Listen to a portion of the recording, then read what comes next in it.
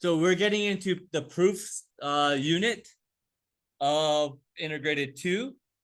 And the first type of proofs that we're going to cover is our parallel lines. So proving two parallel lines.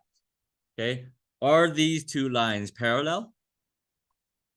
So what we know so far is if two lines are CBT, remember what CBT is? Cut by transversal. And or if two lines are cut by transversal, I should put if two parallel lines. So we already know that they are parallel, right? Are cut by transversal. Then there are 5 different relationships of the angles, right? The first one is corresponding angles.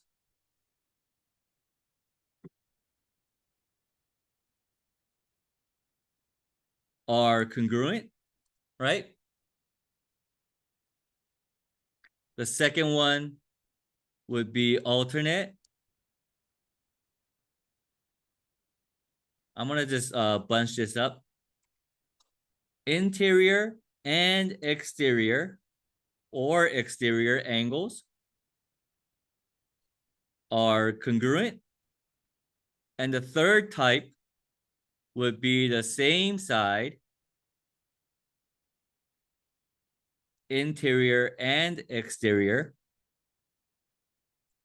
angles are supplementary. Right? That's what we know so far, correct? We know if we have two parallel lines, let me just try and draw two parallel lines, are cut by another line, the transversal, like this, right? These lines are already parallel.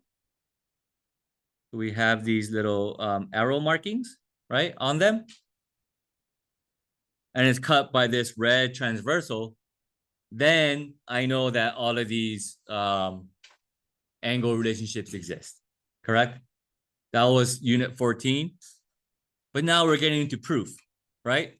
So we don't know this, okay? This is where we're gonna go, right? We don't know what these are, if they are parallel or not. We have to prove that. So if two lines are cut by a transversal, notice that I did not say parallel, right? We don't know that they're parallel. So if two lines are cut by transversal and one of these angle relationships exist, okay, then I can say that the lines are parallel. Does that make sense? So we're kind of changing it up a little bit, right? It's still the same information. We just don't know this yet. But if we have this, then I know that. Does that make sense? Yeah? So when we first began this unit, we knew that the lines were parallel, right? And then we learned all of these angle relationships. Now we don't know that they're parallel. And if one of these guys exists, then they're parallel. Okay? You guys see that? The slight difference? Okay? So there are 3 theorems in the front side of your packet. If two lines are cut by a transversal, so that word is transversal,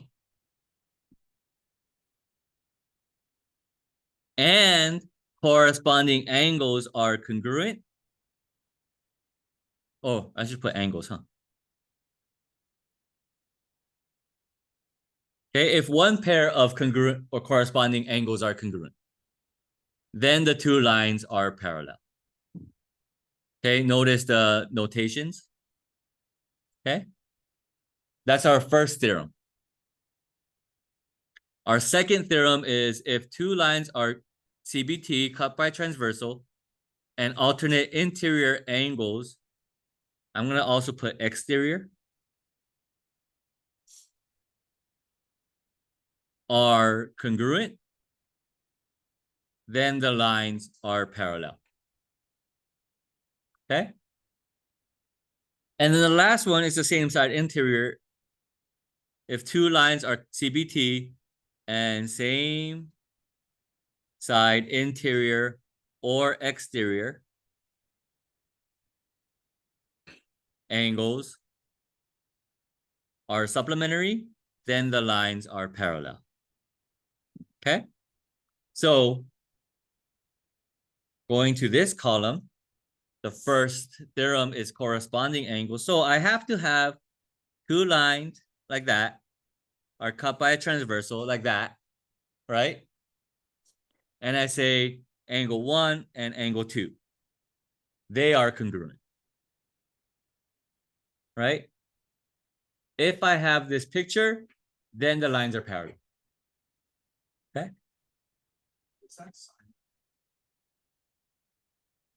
Second.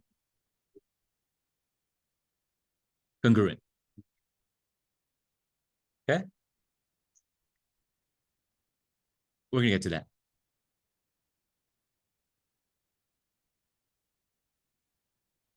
Angles. Okay? So the second one, if alternate interior angles, angle 1 and angle 2, and if they are congruent, right? And the third one, same side interior angles are supplementary. Angle 1 and angle 2, measure of angle 1 plus measure of angle 2 equals 180.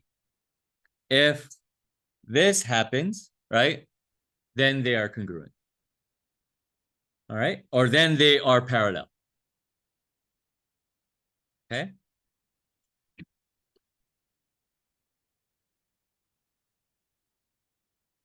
So the first line here that we missed, when two parallel lines are cut by transversal, CBT, the angle pairs formed are either congruent or supplementary, right? I'm not going to go over all of this. Okay, so it's just these three. Okay. So we're going to jump to a proof that you guys seen before. Let's jump to number 17. Okay. So this is the proof that you guys seen on your assessment. That was extra credit. Okay. So it's given to us, and a given statement class, a proof should look like this right here. Okay, there's always going to be a given statement, and there's always going to be a prove it statement. Okay. So in a proof, right, in a two-column proof like this step here, right, will always be your last step. Okay? Because once you prove it, you're done. All right? And like 99% of the time, the given statement will be your first statement. So notice, all right? So if you're ever lost in a proof, in a two-column proof like this, I know, in a two-column proof like this, the first statement, just write your given statements down. Okay? The last statement will always be the proof statement. And then in between is, okay, how do I get from your given statement to the proof statement? Does that make sense? Yeah? Okay? So going back to the proof that we had here, okay? So it's given to us that angle 2, I know it got cut off. Angle 2 is congruent to angle 1. Okay? Right here. And transversal T cuts lines L and N. Now we don't know if they're parallel yet, right? And that's what we have to prove, right? Notice that L is parallel to N is that last statement. Because so once we get to this logically, right, we should be good, correct? So angle 2 is congruent to angle 1. Why is that? Because it's given. So the reason why I know this is because it gave it to us. So it's given. Yeah. Now looking at the picture here, how do I know angle 1 is congruent to angle 3? This is why. Because they're vertical angles. Yeah. And we know that vertical angles are congruent. Okay. We talked about this before, step 3. Angle 2 is congruent to angle 3. Anyone remember?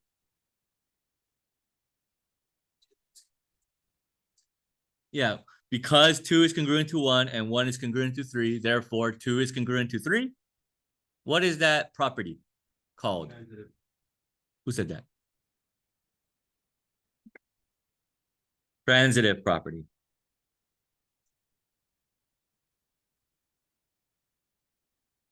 Okay, and I'll give you a list of all the properties that we need, okay, in a little bit. And now I can say line L is parallel to line N because, check this out. I proved angle 3 is congruent to angle 2, right? And then you can mark up they're congruent because it's vertical. They're congruent. Angle 2 and angle 1 are congruent because it's given. Therefore, angle 2 is congruent to angle 3 because of the transitive property, right? But now if you just look at this, what type of angle relationships does 2 and 3 have? They're corresponding angles, okay? So I have the picture. 2 lines are cut by transversal, right? And corresponding angles are congruent, right? Corresponding angles 2 and 3. Therefore, I can say this. Does that make sense? Yeah. So the reasoning is if 2 lines are CBT and corresponding angles are congruent, then the lines are parallel. All right. And now notice in steps 1, 2, and 3, I did not say that they're corresponding angles. I cannot say that they're corresponding angles or alternate interior angles if there are alternate interior angles, right? Or alternate exterior angles if there are any alternate exterior angles. Okay, I cannot say that because I don't know that the lines are parallel yet. Does that make sense? Yeah. So I have to prove that the lines are parallel. Now it opens up and I have those 5 different angle relationships. Okay. So it's the order of things that you know. All right. So what I want you guys to do right now is try this one. Okay. You're given that angle 1, let's mark it up, is congruent to angle 2, and angle 4 is congruent to angle 5. Notice that the tick marks are different, right? I have no tick marks here, and I have 1 tick mark here. That means that they have different values right now, because that's what's given to me, right?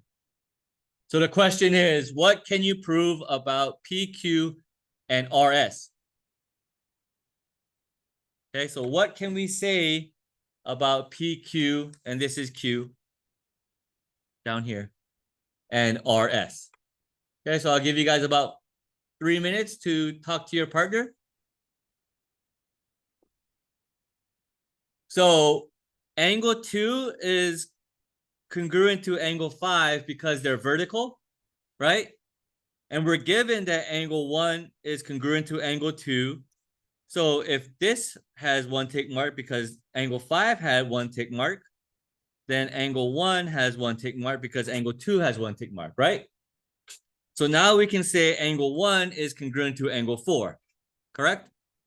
And what type of angles are angle 1 and angle 4? They're alternate interior angles, okay? If you are ever confused, right, a helpful thing to have, you don't need this tracing paper, right? If you don't have, I have this tracing paper, I would trace it out and go beyond the P and beyond the Q and beyond the R, beyond all the points, right? Trace it out like that. And I know that this angle is congruent to this angle, and then just move it. What type of angles are they? You see that? Yeah. Okay. If you don't have tracing paper, that's fine. Okay. Just redraw it here. This is PQ. This is RS. And I see that R is connected to Q. So up here, going down. Angle 1 is right here. Angle 2 is right here. Or angle 4 is right here, right? And I know that they're congruent. Okay. What type of angles are they? Alternate interior angles, right?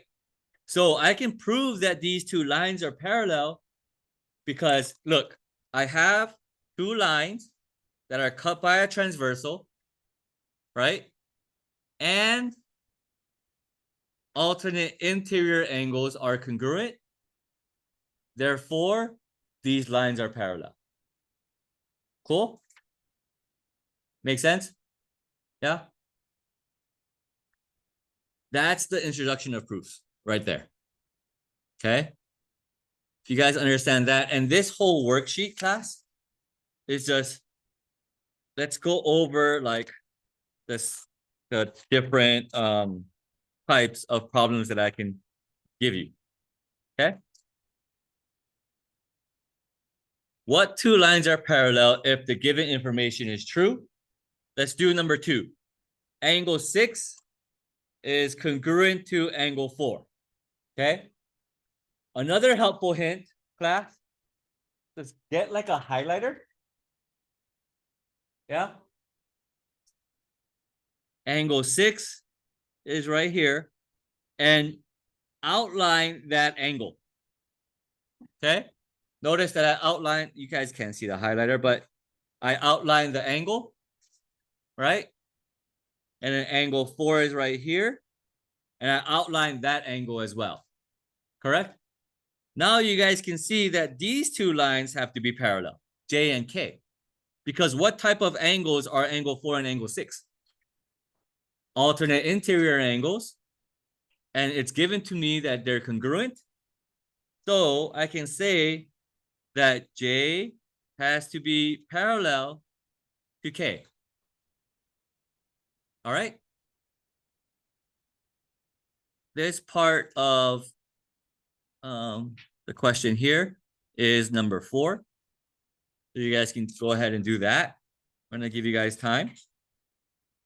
Yeah. Number 1, angle 1 and angle 4. Okay.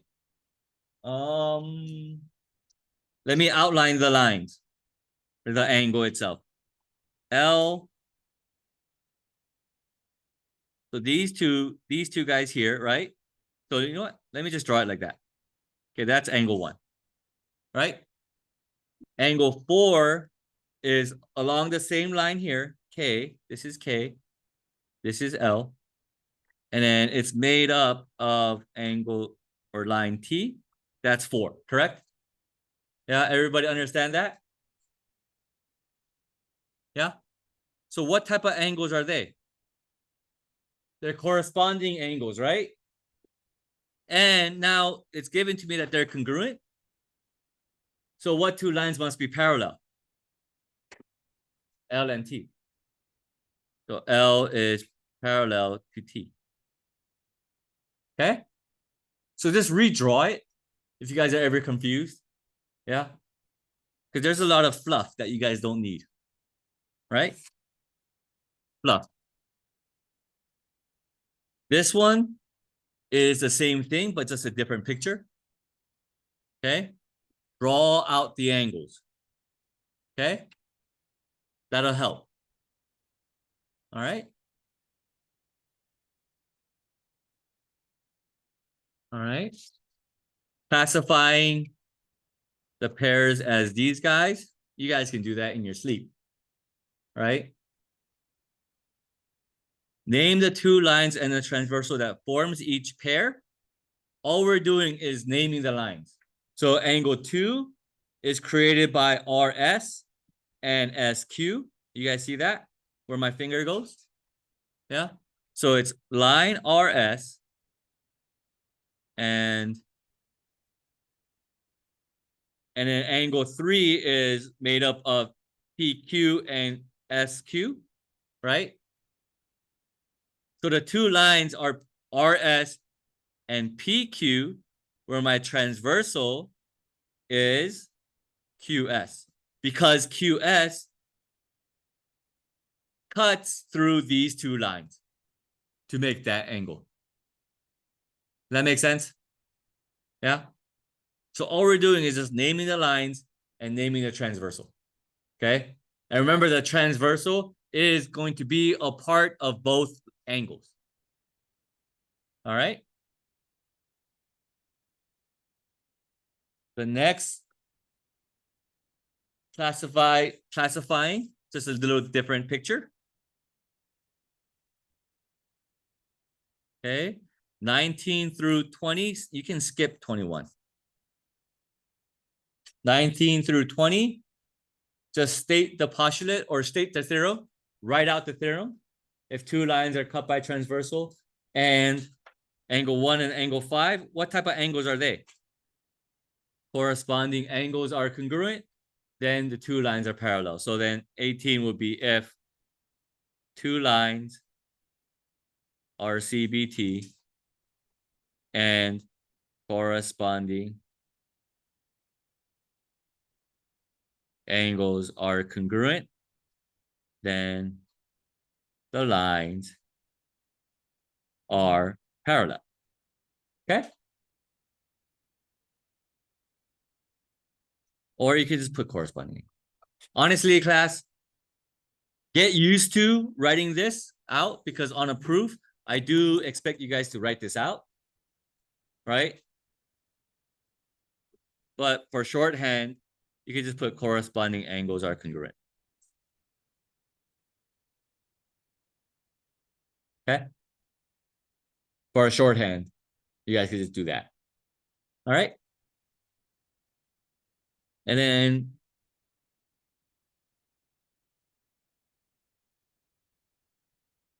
you can skip this one too. I think that's a part of, this was a part of this, but it's okay. Number 7 through 12 here, just solve for the value of X if you know that these two lines are parallel, right? This one was actually a test question, right? You guys can do that. And then here's another proof. All right. Cool. And that's it. So the rest of the time, and that's the lesson for today. See you on the next